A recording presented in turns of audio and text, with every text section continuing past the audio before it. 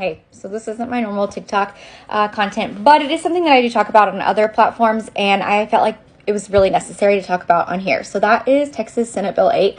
So even if like some things like Texas women's reproductive rights are like not on your radar, I still think you should stick around and kind of see what's happening in the state of Texas, and like because it could have a greater impact in the long run for all American women.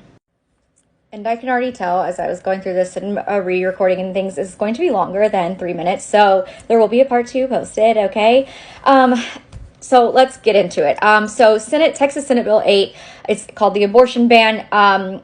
It was passed a while back, signed into law by our amazing Governor Greg Abbott. But it just went into effect today, September 1st, because we were hoping that the Supreme Court would axe it, but they didn't. Okay, so I just want to explain what it is and like the different components of it so that like we're all on the same page, and I want to tell you why it's like so important to me as a Texas woman. So I also wanted to throw this in here. If you just Google my name and like the word abortion, there are lots of articles that come out about me because I do talk publicly about abortion rights and women's healthcare rights and whatnot.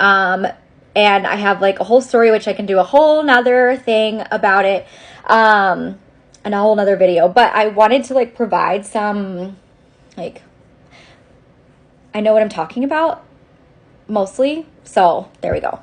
Okay. So Senate Bill 8, abortion ban, it essentially prohibits an abortion if a doctor or, if they are able to detect fetal heart tones, which fetal heart tones show up 5 to 6 weeks.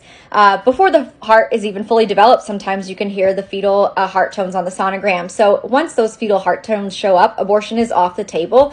Texas already had really a lot of abortion prevention laws in place, like one of the strictest abortion policies there is in the nation. And then this is like, they're just taking it a step further and making it even worse.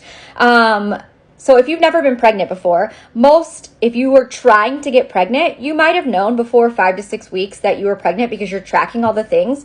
But if you were not trying to get pregnant, it was like an accident, you may not know before 5 to 6 weeks, which is a problem.